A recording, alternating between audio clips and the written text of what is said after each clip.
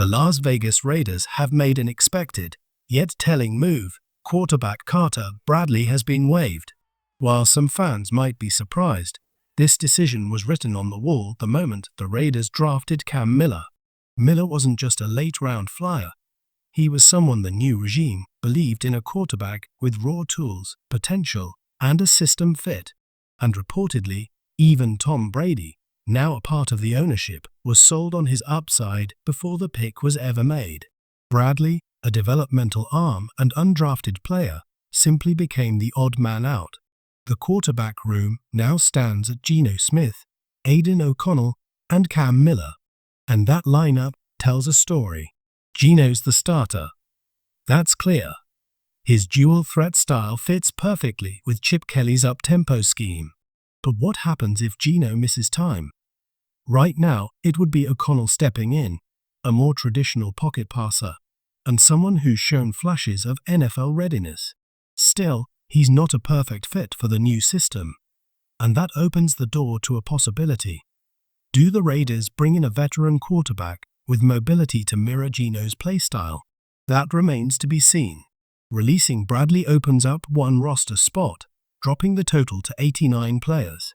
And that empty chair could be filled by another quarterback. Or something entirely different. Could the Raiders pivot to a position of need, say, cornerback or wide receiver? Let's not forget, they showed interest in Shaquille Griffin recently, before he signed elsewhere. And at receiver, even with rookies bringing excitement, there's still uncertainty. 2 rookies shouldering the weight of an entire season. That's risky. Could a veteran like Amari Cooper become a surprise target? A reunion maybe? Or will they hunt for a depth piece with experience? The most competitive rosters are the ones that never stop evolving. That 90th man, the bottom of the depth chart, isn't just a name. It's a potential upgrade waiting to happen. Every inch matters. Every injury, every snap, every play could shift the course of a season. Carter Bradley's departure may not shake the league, but it's a move that signals how focused the Raiders are on refining every detail of this roster. The question now, who fills that final spot? The best tight end in the NFL.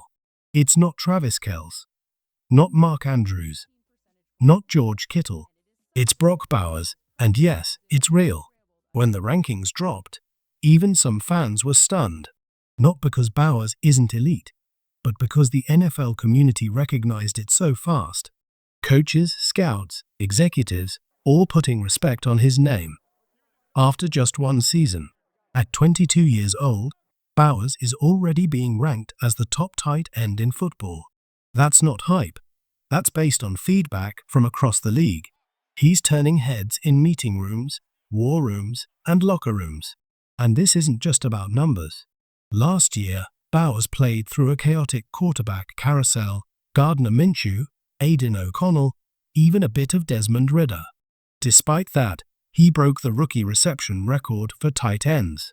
He showed poise, consistency, and the kind of versatility you just don't expect from a rookie.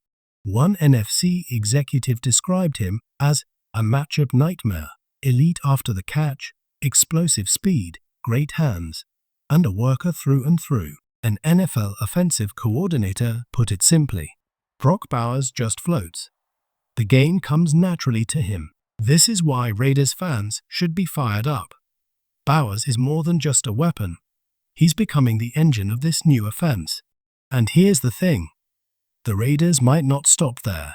Because if all the hype turns real, the Raiders could go into 2025 with the best tight end, the best running back, and potentially one of the brightest young wide receivers in the league.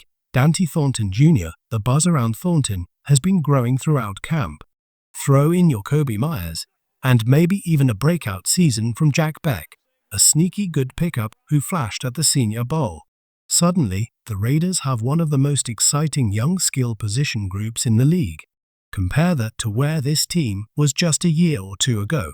The Jimmy Garoppolo experiment never had staying power. He was always a system guy, a passenger in Kyle Shanahan's machine. And once the Raiders tried to build around him, it became clear they were buying time, not building for the future. That's all changed now. Geno Smith may not be top 5, but he brings leadership, mobility, and a ceiling this team hasn't had in years. With Chip Kelly orchestrating an offense built for speed and space, Bowers fits the blueprint. And with the ground game expected to take off again, this team finally feels like it has direction. Let's shift to the offensive line. Kolton Miller didn't crack the official top 10 list of NFL offensive tackles, but he came close. Named an honorable mention, Miller is firmly viewed as a top 15 tackle by coaches and execs around the league. And for those who watch closely, that tracks. Miller has been a rock on the left side. Year after year, he anchors a line that's seen its share of instability elsewhere. And yet, somehow, his consistency still flies under the radar. There's a vocal group of critics who think the Raiders should move on. Throw in a guy like Thayer Munford or even Charles Grant. But let's be real. Those players haven't proven anything yet. Miller has. He's faced the league's best pass rushers week in, week out, and held his own. Being ranked top 12 or top 15 at offensive tackle in today's NFL? That's no small feat. It's one of the most demanding positions in football. And with veterans like Trent Williams and Lane Johnson nearing the end of their careers, Miller could soon be rising even higher. The Raiders' offense is evolving fast. With youth, athleticism, and legitimate stars, this unit might finally have the balance and firepower it's lacked for years. Bowers is leading that charge. But he's not alone. The foundation is being built, and it's getting stronger every day. As other veteran tackles begin to wind down their careers, Kolton Miller is only getting better. And the league is finally starting to take notice. With players like Ronnie Stanley nearing retirement, Miller is poised to climb even higher on the rankings. He wasn't listed in the official top 10 this year, but he made the honorable mentions, putting him safely among the top 15 offensive tackles in the NFL, and that's no small feat. Let's be honest, Miller doesn't always get the credit he deserves. He's not flashy. He's not going viral for pancake blocks or pre-snap antics. But when it comes to consistency, toughness, and run-blocking dominance, he's one of the best in the game.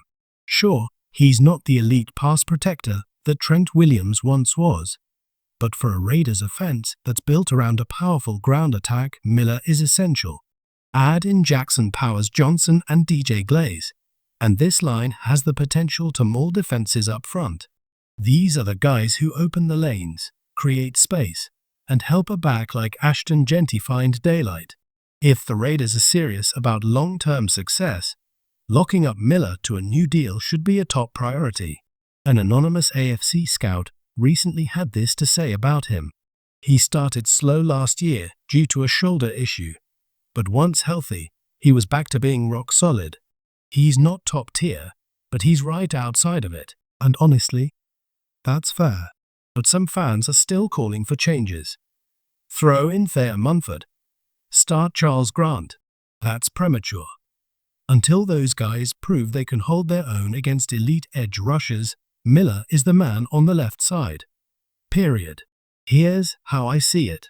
Penei Sewell, Lane Johnson, and Tristan Wirfs are the 3 best offensive tackles in football right now. That trio sets the standard.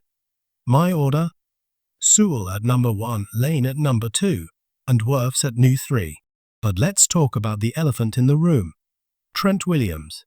Yes, he's a future Hall of Famer. No one's denying that. But based on his recent tape, not his reputation, he's not what he used to be. The past 2 seasons, he's lost far more reps than you'd expect from someone still considered top tier. The decline is happening. Fast. Meanwhile, younger tackles like Jordan Mailata, Rashawn Slater, and Laramie Tunsil are making a case for elite status. Spencer Brown, the Bills' right tackle, also deserves more recognition, maybe even more than Dion Dawkins, who continues to get ranked higher. Names like Christian Darrisaw, Andrew Thomas, Jake Matthews, and Taylor Decker round out a competitive list. Even Bernhard Raimann, a guy I was hoping the Raiders would draft, is rising fast. He reminds me of a younger Colton Miller, strong, lean, and aggressive. Other names that caught some votes? Brian O'Neill, Charles Cross, Orlando Brown Jr., Paris Johnson Jr., and Zach Tom. It's a strong group overall, but rankings aside, the Raiders have a foundational piece in Miller.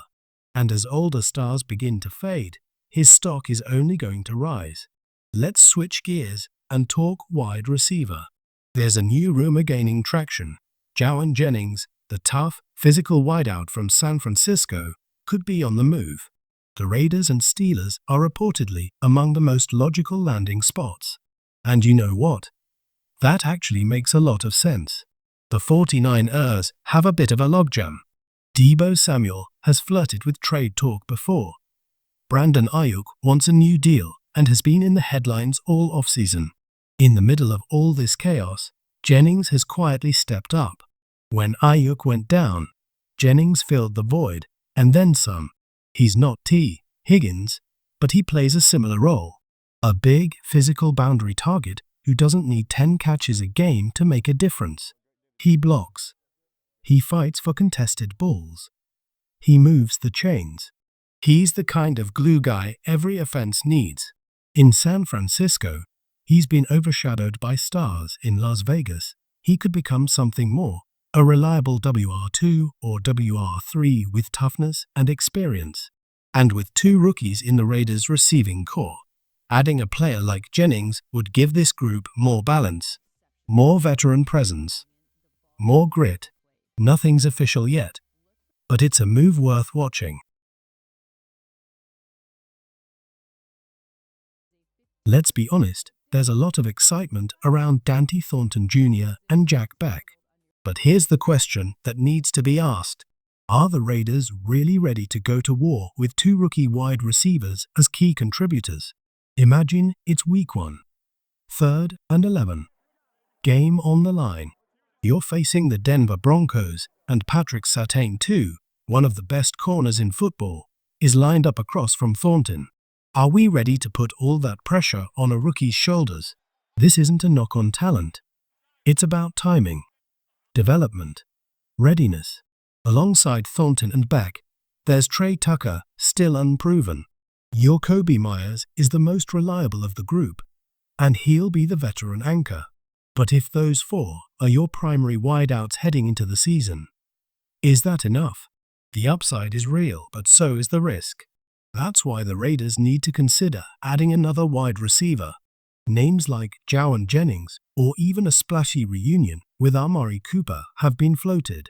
And while no one's suggesting overpaying or giving up premium draft picks, a move like that could stabilize a young, exciting, but untested unit. Jennings, for example, wouldn't need to be the star. He'd add toughness, experience, and a reliable presence on the outside, someone who's been battle-tested and can win those gritty third-down matchups.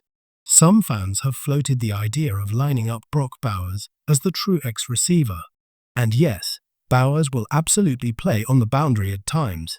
But where Bowers is most dangerous is in mismatches against linebackers, safeties, even slot corners. His versatility is a weapon that works best when you can move him around. Relying on him to be your full-time WR1 limits that flexibility.